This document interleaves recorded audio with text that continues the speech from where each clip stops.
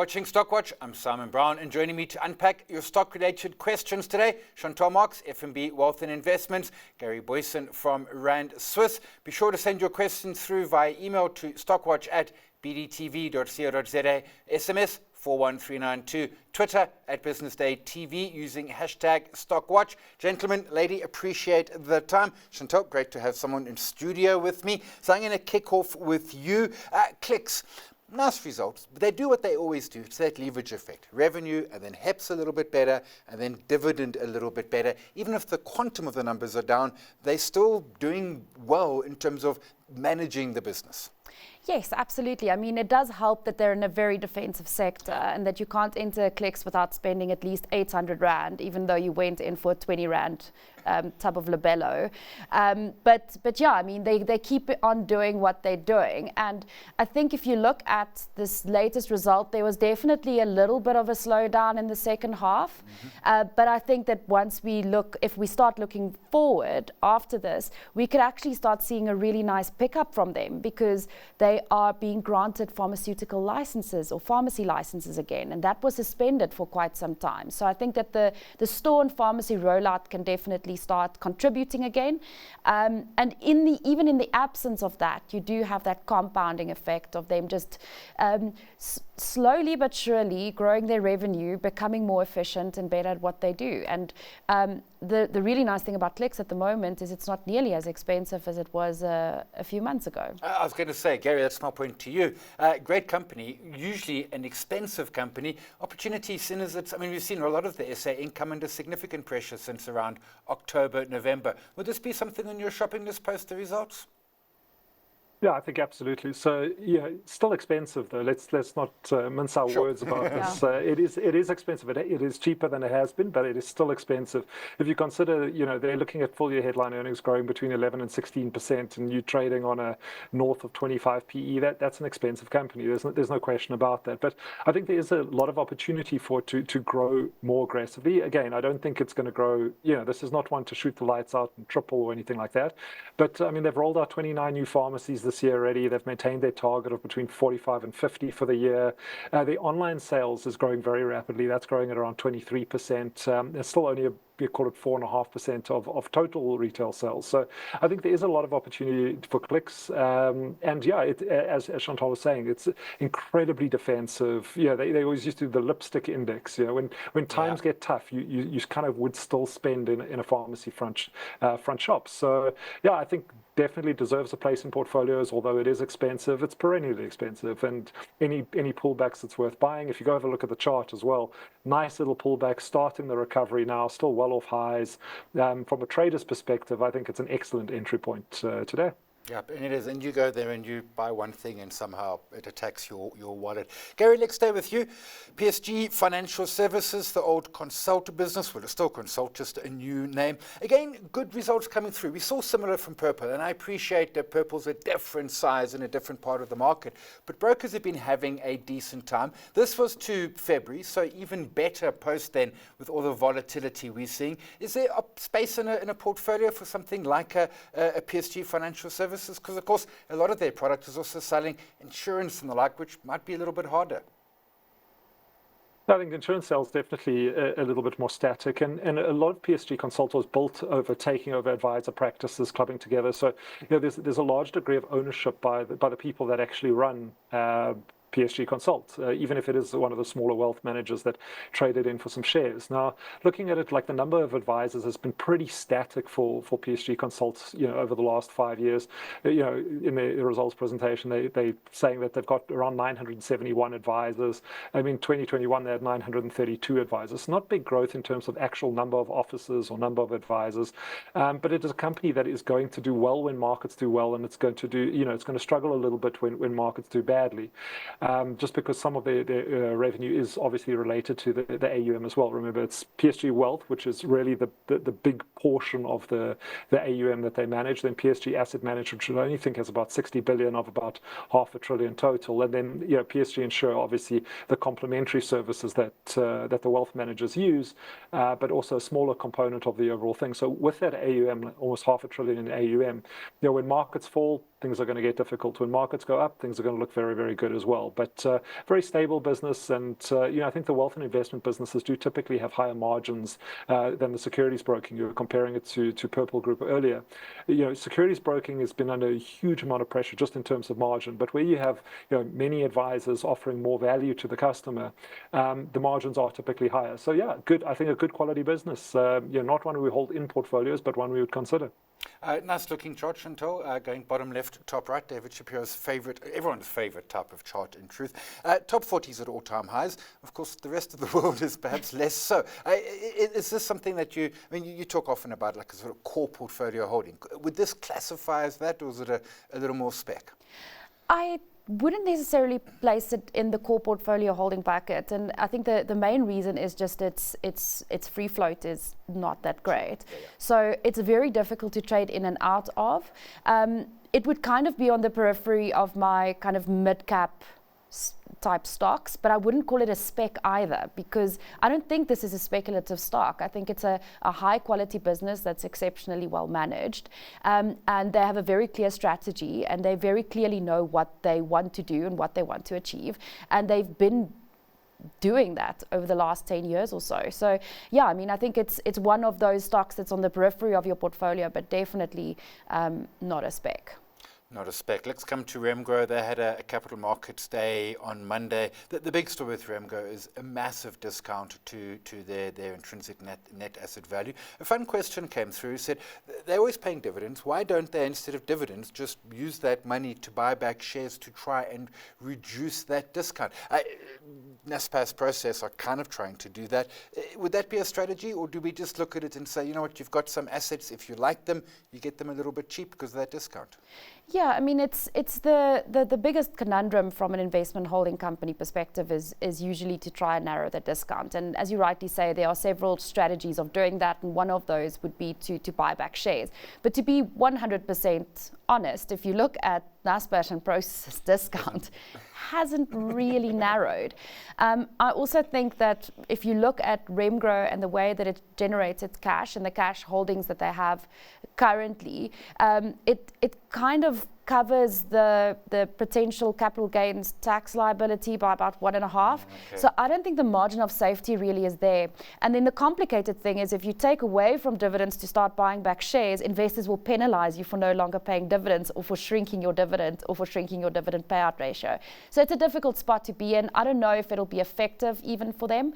So I think the best way for them to actually generate returns to shareholders and to see the discount narrow is to work the portfolio. I know that they've been trying to do that, but to continue to work that portfolio and show the results, especially when it comes to the unlisted investments: Mediclinic, CIVH, and Heineken. Yeah, and those are the three biggies. Gary, Remgro, this used to be a 15 to 20% discount. In fact, in the olden days, easy trade at 20% discount. You bought it, it closed. Would you be looking at it with this size of discount, with something? Can they fix that discount to INAV? Yeah, it's a good question. So I think the idea of using financial engineering to go and buy back your own shares, try and narrow the discount that way.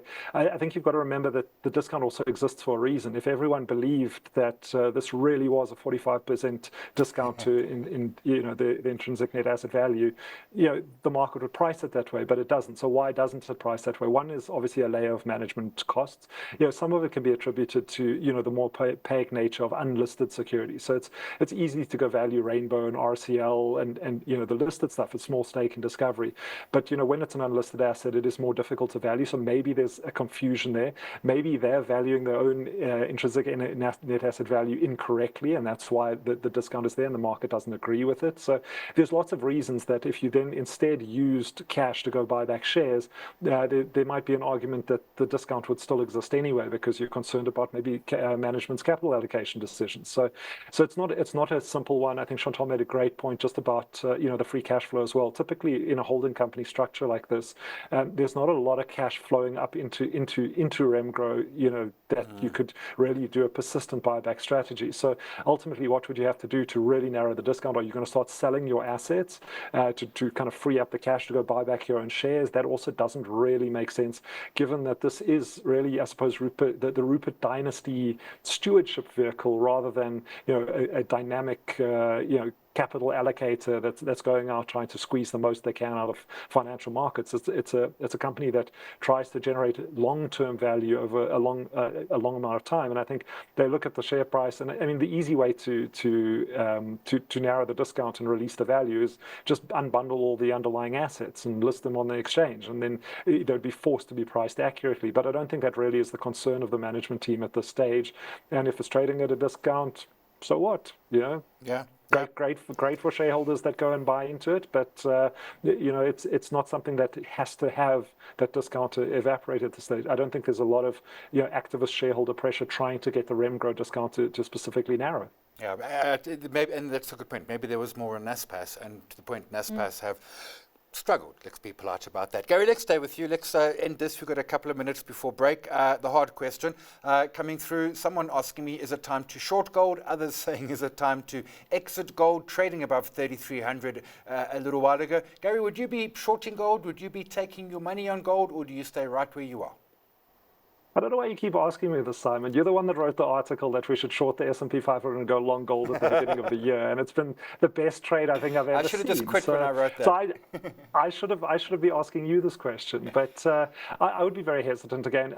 For viewers, I would say think of why you own gold in the first place. So if it is a portfolio allocation where you say I want to have 5 to 10% of my portfolio in gold so that I can sleep at night when Donald Trump institutes tariffs and my general portfolio falls and I want a hedge position, if it's your insurance contract against the zombie apocalypse, whatever the reason is for you holding gold, has that reason changed? If not, I would say maintain your allocation. I don't think that there's a specific reason to dump all your gold holdings just because the gold price has gone higher. At the same time, if you are a short-term trader of gold, then what are you looking at? You're looking at much shorter, holding period. And again, I would be very nervous to start dumping here. There's an incredible amount of momentum coming through here. We can see that there is almost a fracturing of the, like a bifurcation of the global environment. And, obviously tariffs have remained on China at this stage. The Chinese central bank has been a fairly big purchaser of gold over time. Obviously investors have now come in through the ETFs as well, but there's a lot of momentum behind gold at the moment. So I don't know if I would be quite brave enough to take a naked short position in gold, hoping that the gold price is going to fall back when it typically is a hedge asset, and it does look pretty rocky for the dollar. So, I mean, maybe if you're trading a quanto, I don't know. I think it really depends. It depends on what your view is and your time horizon and why you're holding gold. But for the way that we think about gold, probably wouldn't be selling at this rate. Stick to your 5 to 10% allocation and ride it out. That's why it's there. Chantal, gold, it has been. I mean, every time I look at it, and to be clear, as I said in the break, I mean, gold is now the biggest part of my portfolio, but frankly, I quite like it. Would you be exiting? I would not short it, but... No, I would definitely not be shorting gold at this point in time. Shorting gold when the world is in absolute turmoil is probably as good an idea as shorting clicks at any time. You just shouldn't be doing that. The main reason is that we have this uncertainty, we've got the volatility, we've had like 2 days of calm on markets. It's definitely not the time to take away your insurance on your portfolio. What I would say though is gold has run very hard. We are seeing the retail investors coming into the market. We are seeing more ETF flows, and I think it still has some way to go. Gold miners have run very hard as well, but they're at record free cash flow now. Yeah. So you're going to see some really strong results coming through from these companies. At some point, it does end. The average all-in sustaining cost for South African gold miners at the moment is $1,650 an ounce. They are printing cash. At some point, markets will calm down, fear will be out of the system, and you will start seeing the gold price move back towards the cost curve. So that is going to happen at some point. So I think a prudent strategy at this point in time is if you're over-indexed to gold, or you're starting to feel nervous about your very high gold holdings, and you see opportunities elsewhere in the market where something is just too cheap and you want to take that opportunity, you can start lightening your gold position and use it as a funding tool or a funding mechanism, a funding holding. So I think that would be the prudent strategy. I wouldn't sell all my gold right now. And yeah, I definitely would not be shorting it. But that's actually a clever idea, because I log in my portfolios and I just all golden and I can't see all the other bits. They're all too small. A question coming through, and it's about FirstRand and their UK issues. I'm not talking around the likelihood of that, but the question is quite simple. FirstRand has put a provision for that fine in the UK. If they don't get fined, what happens to the provision? They will write back the provision. So that will come through in their next set of financial statements. If it's resolved before the interim period, it will come through in the interim results.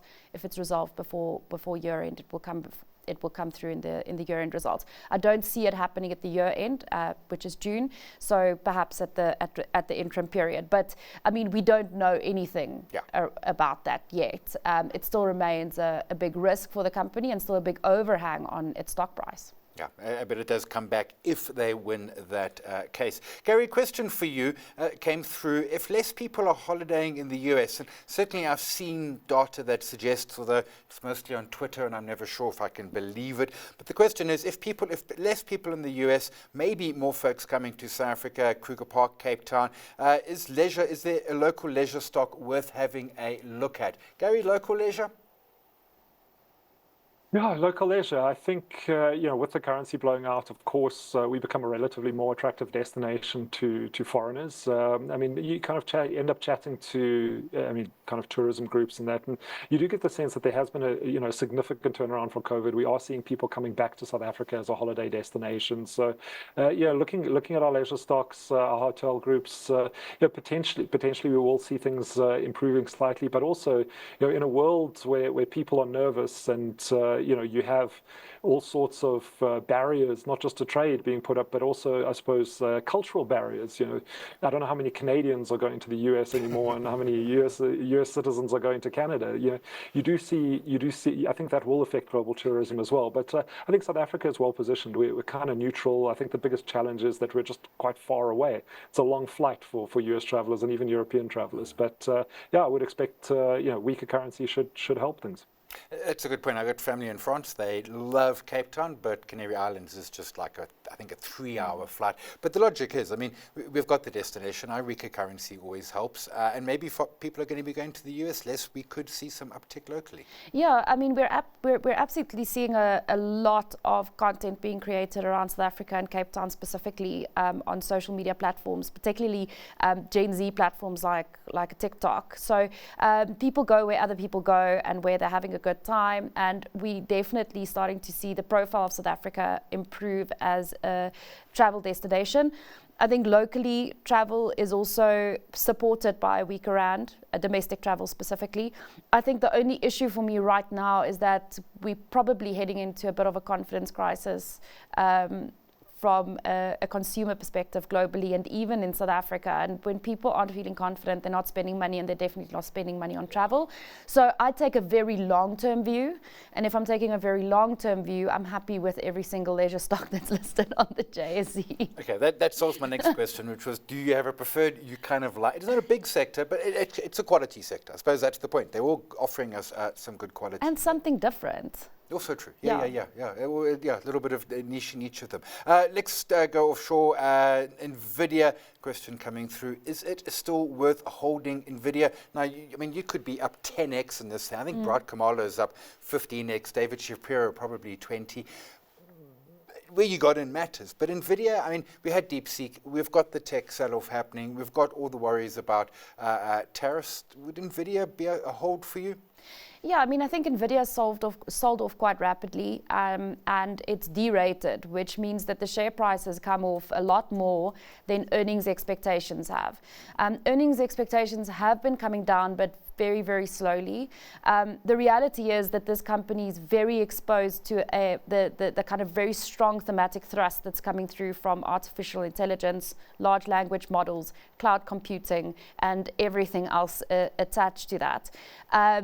I think one of the biggest issues for Nvidia is going to be volatility in the share price, particularly as we try and navigate the tariff situation, for lack of a better word, over the next few months. Because even if we look at Nvidia today, down heavily in aftermarket trade and probably on the stock market as well later tonight, because Trump said can't sell even the garbage chips to China anymore.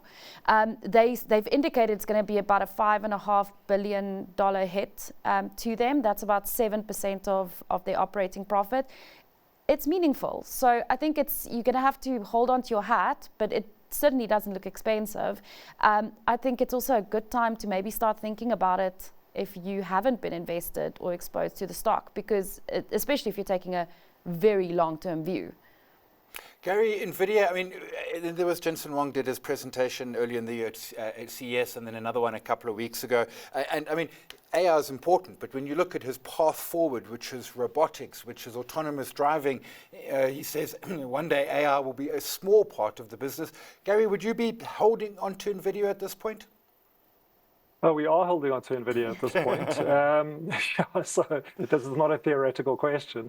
Looking at it, I think, certainly, we actually have lightened our Nvidia exposure. So we're sitting in our model global equity portfolio, probably at around a 4% in Nvidia weighting. And, we are up significantly, sure. I mean, I think we were buying in 2017. I think we put it out on this channel at that stage. But looking at it, I mean, there are real headwinds for Nvidia. And I mean, Chantal's already mentioned, obviously the H20 chip that is going to have a huge impact. Actually called the garbage chips can't even be sold to China these days without a license. So that is going to impact them. I mean, China accounted for around 20% of Nvidia's revenue. That's going to shrink to about 10. And I think, in our macroeconomic framework, we would think that it's a high likelihood that China shrinks to almost zero for Nvidia as this kind of AI arms race heats up. And that is a real concern around the stock. Again, currently around 10% of revenue, not catastrophic, but I think AI regulation specifically and regulating access to these kinds of materials is important. I think the other concern that maybe you need to have around the stock as well is just with their CUDA framework, there is a lot of competition coming from the likes of AMD. So our move has really been to lighten up on Nvidia and diversify our semiconductor exposure into AMD as well. But still, if you believe that AI is the future, and I think we do, there's no indication that this is not real, then having something like Nvidia or AMD in the portfolio is crucial, because I think it will deliver outsized returns over time. And it's not something that you can ignore and just say, oh, I'm going to go and buy old school dividend paying stocks. You need to have some sort of exposure to this as well. So it's I don't know if it's a hold, but it's a cautious buy.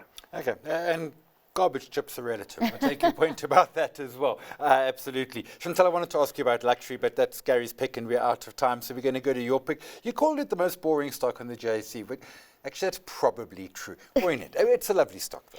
It is a lovely stock. So I was thinking SA Inc. because SA Inc. just looks quite cheap at the moment. We have the stock market close to all-time highs, but it's mostly being driven by the resources sector and gold in particular. So within SA Inc., I was thinking, well, what company is exposed to a weak rand?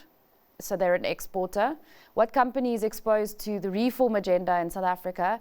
And what company will also pay me a really nice dividend if I wait for a recovery? And Renet just popped up quite naturally. The stock is on a 7% forward dividend yield. It's trading at a very low multiple. They're exposed to the reform agenda in the form of renewable energy and the transmission requirements from Eskom space, and they're an exporter of defense products. So, I mean, it just kind of lands quite nicely for me.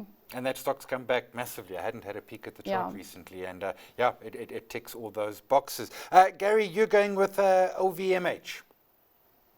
Yeah, so LVMH also a stock that's come back very nicely. So it's actually incredible. I think it's down around 35%, almost 40% from highs. And I think we're starting to see this as an opportunity. It's not one that we hold in portfolios at the moment, but it's certainly something that we're seriously considering. I mean, they've had a little bit of a difficult set of results now, which has sent the stock down even further. But a lot of that impact was actually coming from less Chinese shopping in Japan and quite a high comparison base as well. So if you look at the US consumer specifically, they've seen no deterioration there. And I think, again, you're looking at luxury goods, and this is one of the premier luxury goods groups globally. They are actually fairly defensive. They manage to maintain higher margins. Usually, some of that more aspirational brands, they will take a knock, under a tariff regime. But often these are the kind of goods that do get exempt, or at least the demand remains quite static, and the type of consumer buying them is also can kind of almost swallow price increases due to tariffs. So I think maybe a little bit too much concern around the group. They're sending the share price low and starting to look like an opportunity for me. And 2 champagne brands in there, can't argue with that. That's all for Stockwatch today. Thanks to our guests, Chantal, Marx, FNB Wealth and Investments, going with Roynet. Gary Booysen, Rand Swiss with LVMH. Up next to the close, stay watching.